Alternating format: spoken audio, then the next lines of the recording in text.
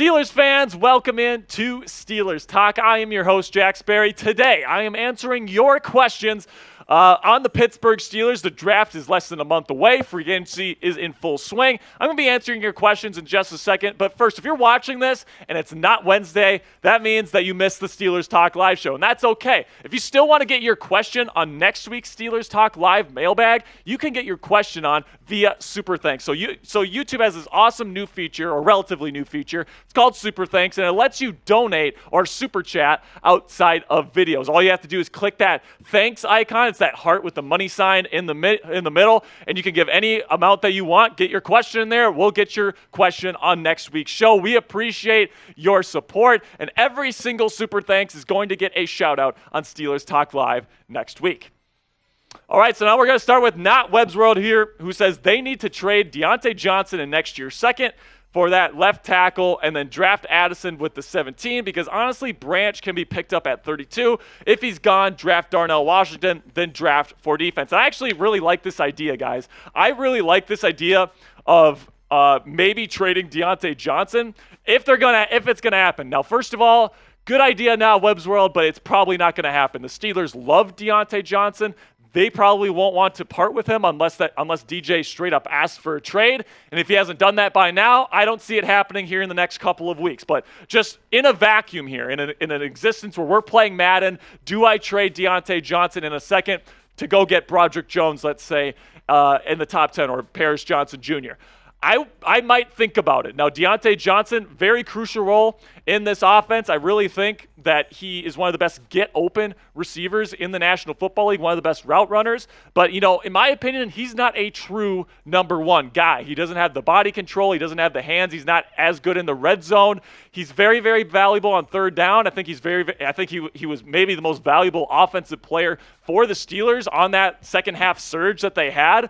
But, if it means that I can get Paris Johnson Jr. or Broderick Jones and then maybe even draft Addison at number 17 to replace him, I think that's a pretty good plan, and that's something that I would at least consider.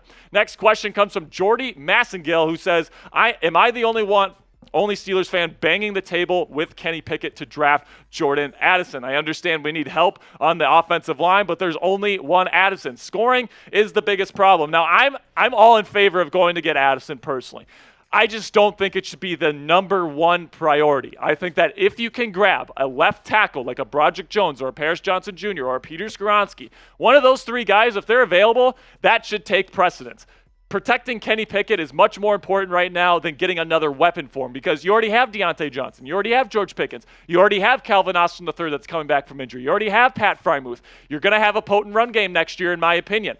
You don't need necessarily Jordan Addison, but if you can get Jordan Addison and, maybe you like trade it back up into the first round, like let's say you take Broderick Jones at 17 and then you trade back up at like maybe pick 23, 24, somewhere in that range, I would absolutely trade back into the first to go in and get a guy like Jordan Addison that already has great chemistry with Kenny Pickett, somebody that's a great route runner, somebody that would be a great Pittsburgh Steeler, in my opinion. I would certainly be in favor of bringing Jordan Addison to the Steelers. Next up here on the show, Hammerin' Dank says, I love the idea of drafting Keandre Miller or Devin Akane, I think is how you say, I can't remember how to say his name, in the late rounds of the draft. Now, I don't think that running back is going to be the move for the Steelers. You already have Najee Harris. You already have Jalen Warren. You have a couple running backs on futures contracts, so you got that taken care of as well. I think that personally, running back is not going to be a move for the Steelers. Now, there are some really good running backs in this year's draft class, but I think that there are other needs that the Steelers could address in the later rounds. Quarterback, maybe outside linebacker, maybe even inside linebacker, maybe even offensive line. Who knows? I think they have other needs that they could fill. I think running back might be an undrafted free agency situation for the Steelers, but within the draft, I'm not too sure. So name somebody that is your favorite draft sleeper in this year's draft class. Get in the comment section right now. Let me know who is your favorite draft prospect that's getting slept on right now. Let me know who that is in the comment section. This is the pinned comment on today's show. So whenever you get an ad break here on the show, just go ahead, go into the comment section, find that pinned comment, and use that time by answering today's question. Next question comes from Zach Ward, one of the friends of the show, a real one, has been around for a while. Do you think Jalen Carter screwed up bad by only talking to working out for teams only in the top 10. Yes, 100%. It makes him look like a douche. And after his performance at his pro day, I mean, where he couldn't even finish because he was having cramps and he was tired. Like, are you really in a position where you're like, oh, I'm for sure going top 10? Like, I think that's a terrible move for Jalen Carter. And frankly, I think that move makes it more likely for him to fall outside the top 10 because people are going to be like, well, who's this kid thinking that he can dictate who he takes meetings with? I think it's a terrible decision. I think most of the decisions that Jalen Carter has made this offseason, frankly, have been poor ones. He did not have a good pro day. Actually, maybe even the worst pro day I've ever seen, to be frank with you. And I think that he's still going to go high. I still think he'll be in the top 10 somewhere. But yeah, I think that this is definitely a screw-up, the latest in a long line of screw-ups from one Jalen Carter. Then we got His Highness in the chat, Anthony Fuller, and he has to say, if both Kelly Ringo and Emmanuel Forbes are there at 49, who should the Steelers draft? This isn't even a decision for me, Anthony Fuller. This is Emmanuel Forbes. Okay, Kelly Ringo is somebody that scares the living daylights out of me. He's a straight line athlete. He's not like a quick twitch mover type of athlete. He can run fast and he's got a big body, but his hip fluidity is not existent. His short area quickness is not there, and because of that, on film, he can get lost against some of the better route runners that he faced. On the other hand, Emmanuel Forbes, he's a bit slender, but he's a really damn good corner, man. He can cover. He has a great nose for the football. He was tied for the FBS top rank in interceptions last year with, I think, 6. Like, this guy is a fantastic corner. He needs to get a little bit bigger, right? But I think with Patrick Peterson on the roster, you got Levi Wallace and Ahkello Witherspoon to kind of hold down the fort. I think Emmanuel Forbes has time to kind of grow into his man body, and then once he does that, I think he could be a top 10 corner in this league. For me, this one's easy, Emmanuel Forbes at 49. Next question comes from Drake44, who says, honestly, I would rather have Zay Flowers if we go wide receiver rather than Jordan Addison. And I can see why you say that, because Zay Flowers, when it's all said and done, he could be the number 1 wide receiver on my board this year. He is that good. I compare him to Antonio Brown. I think that he is a fantastic prospect and a future number 1 receiver in this year in the National Football League. The thing, though, is that the reason why I think it would be Jordan Addison and not Zay Flowers is because Jordan Addison has that established chemistry with Kenny Pickett. And that's something that Zay Flowers doesn't have, and that's not something that he can work on in this draft process to get better at, right? Jordan Addison has already had a bunch of reps with Kenny Pickett in practice, in games. That's something that Zay Flowers just can't make up for. And Jordan Addison in his own right is a fantastic receiver, really great route runner. I think Zay Flowers might be a little bit better than him in the aggregate, but when you take into account the chemistry that he has with Kenny Pickett, I think I'd probably rather take Jordan Addison. But let me know what you think in the comments section. Zay Flowers or Jordan Addison, which one would you rather pick in the 2023 NFL Draft? Type ZF for Zay Flowers or JA for Jordan Addison. Next question comes from Damian Roy, and he says, what happened with Bud Dupree? So essentially, he came in last week to get like a medical check, a physical, which is what I said here on the show, and that seemed to be correct. Then he talked with some Steelers officials. Apparently, no contract details were discussed, and then he left. So that's about all we know right now. He could be in discussions with the Steelers. Maybe something happened in his physical that the Steelers didn't like. We don't know the answers to those questions right now, but all we know is he had a visit in Pittsburgh, and he left without a contract, which is a little bit odd for the Pittsburgh Steelers because they really don't have free agency visits all that often. And when they do, players usually leave with a contract. But Dupree leaving Pittsburgh, not a Pittsburgh Steeler, should maybe concern those of you out there that want Bud Dupree on the roster. But man, things are still going around. The NFL free agency is not over. There's still some really good outside linebackers that are out there. I fully expect the Steelers to add somebody on the edge as a rotational edge rusher before free agency is over. Next question comes from JSkills23, and he says, what do Yins think about wide receiver Rashee Rice out of SMU? I really like Rashee Rice, man. I think that he is a technician route runner. He's not the fastest guy in the world, but man, he's one of the bigger receivers. In a draft class with a bunch of kind of like smaller, tiny receivers, Rashee Rice has got some nice size. I think he's probably going to be maybe a late round 2 kind of guy. For sure, a day 2 receiver, really good player, but in my opinion, I just don't think he's going to be on the Steelers' radar. He's more of an outside receiver, and if they're going to keep Diontae Johnson on the roster, I really don't think they're going to be trying to add another receiver on the outside, at least that early in the NFL draft. Next question comes from DJV, who says, I'm interested on your take of Lamar to Pittsburgh. Obviously, it would never happen.